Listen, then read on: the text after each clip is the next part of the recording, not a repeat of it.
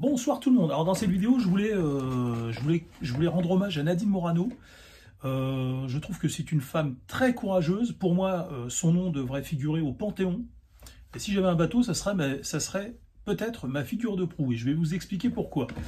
Alors mine de rien, comme ça, Nadine Morano, mine de rien, c'est une sacrée patriote. Parce qu'il lui en a fallu du courage pour faire ce qu'elle a fait. Nadine Morano, pour rappel, hein, elle était dans le camp de la bien-pensance.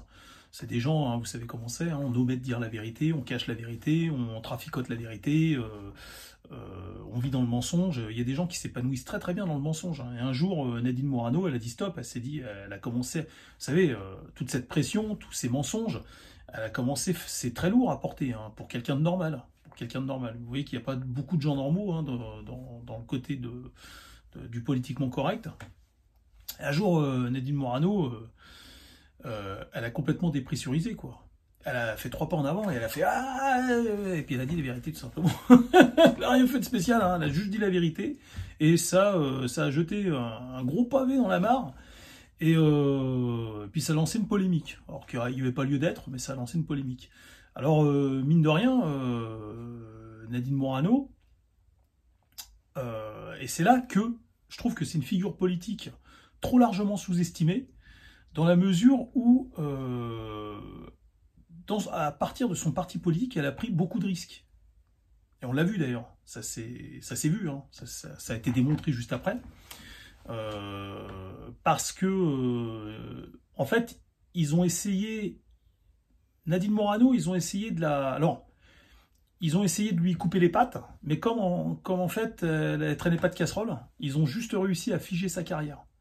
Et donc, bon, bah, comme elle a vu que personne ne la suivait, vous savez que Nadine Morano, suite à cette affaire, elle a quand même des... Normalement, je suis pas censé en parler, hein, il y a le secret médical, mais comme je suis dans la confidence, je vais vous le dire, elle a peut-être un début de scoliose, hein, et pas des moindres, hein, parce que vous savez que pour une femme, quand vous êtes contrainte de porter toutes les paires de couilles des mecs de votre parti, bah, à un moment donné, ça commence à tirer vers le dos, sur le dos. Hein, donc, vous voyez ce que je veux dire. Et donc là, rien que pour ça, elle mérite notre respect. Mais enfin, trêve de niaiserie. Et ça a soulevé une polémique. Enfin, ça nous a démontré quelque chose, cette affaire. C'est que on a tout un pan de la France qui ne demande qu'à humilier le Français de souche. Et c'est très très grave, en réalité, ce qui s'est passé.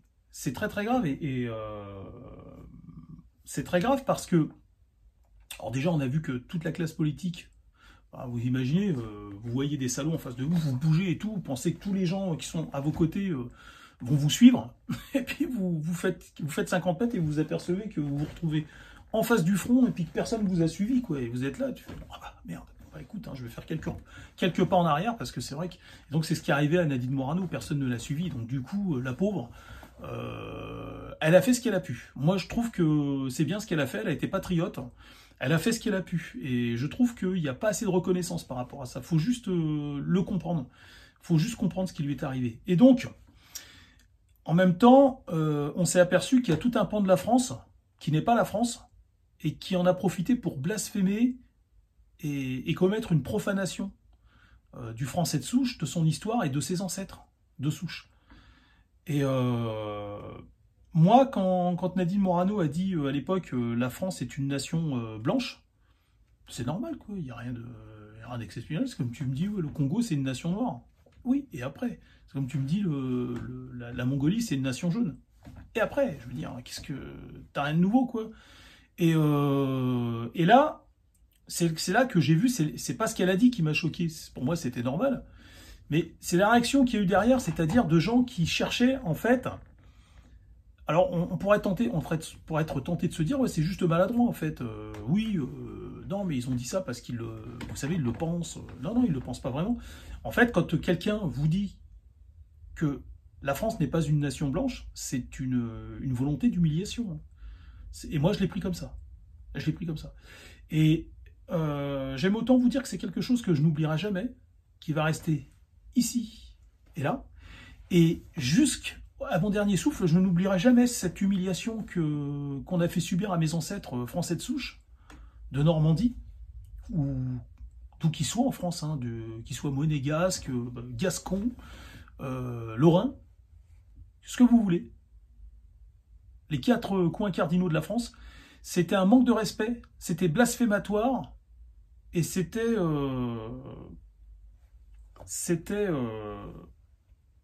une profanation. Une profanation.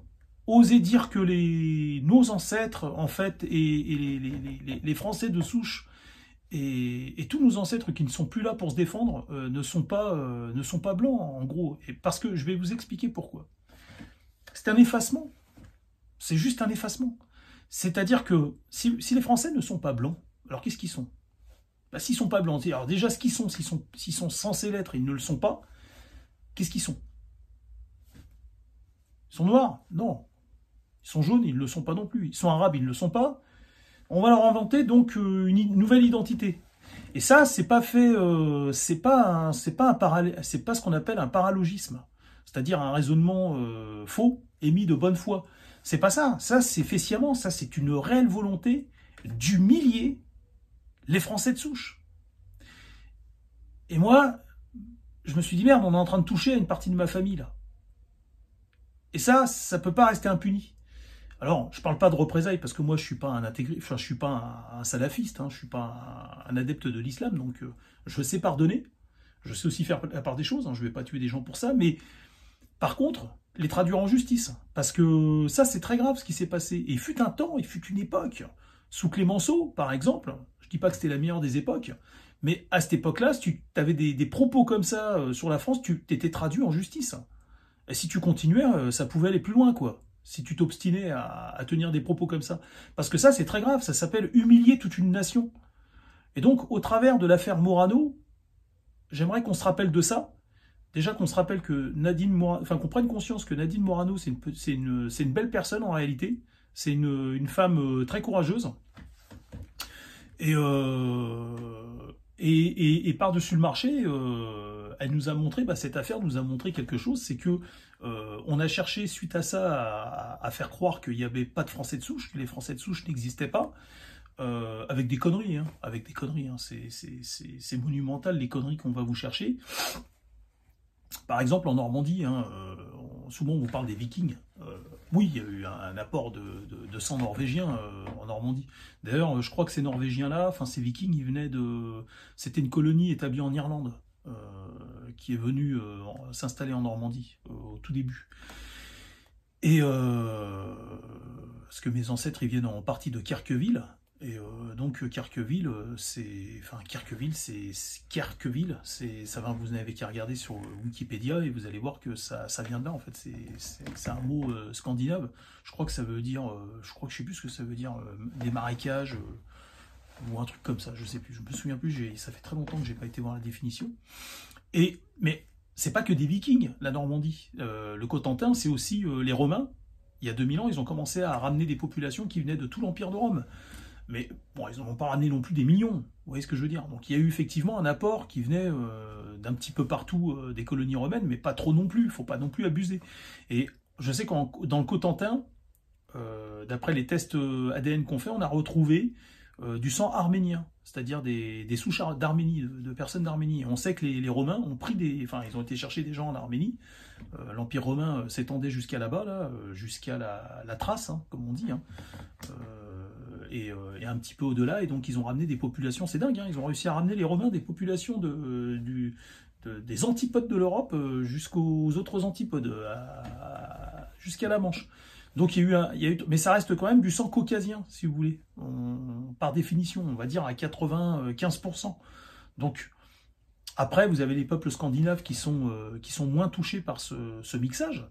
Mais de là à dire que le français de souche n'existe pas, c'est une aberration. C'est une aberration. Et d'ailleurs, le noyau européen, il provient je l'avais déjà dit, ça. Enfin, c'est pas moi. Je vous répète ce que j'ai lu sur ce que relatent des scientifiques et des professionnels, c'est que le noyau européen, il vient du nord de l'Autriche. C'est de là-bas au plus loin qu'on sache que viennent toutes les souches européennes blanches du nord de l'Autriche, ce qui est à l'origine des Celtes. Voilà. Mais enfin, tout ce qu'il faut retenir dans cette vidéo, c'est que voilà, il y a Nadine Morano. Enfin, moi, c'est selon moi. Après, libre à vous de penser d'en penser ce que vous voulez. Mais voilà. Et puis il y a aussi cette affaire a soulevé une autre affaire, c'est que on a une partie de la France qui veut humilier la France. Hein. C'est fait sciemment. Hein. Donc il faut plus laisser faire. Vous êtes des Français de souche, et je vous invite à vous renseigner sur votre arbre généalogique. Vous allez voir que c'est super intéressant. Vos blasons, hein, comme j'avais dit. Hein. Moi, aujourd'hui, j'ai pas eu le temps parce que je devais emmener mon camion. Mais demain, je vais téléphoner à... Il y a des imprimeurs qui sont ouverts sur Paris. Il faut que je vois pour mon blason aussi. Il faut que je trouve le temps. C'est pas facile. Je vous dis à bientôt.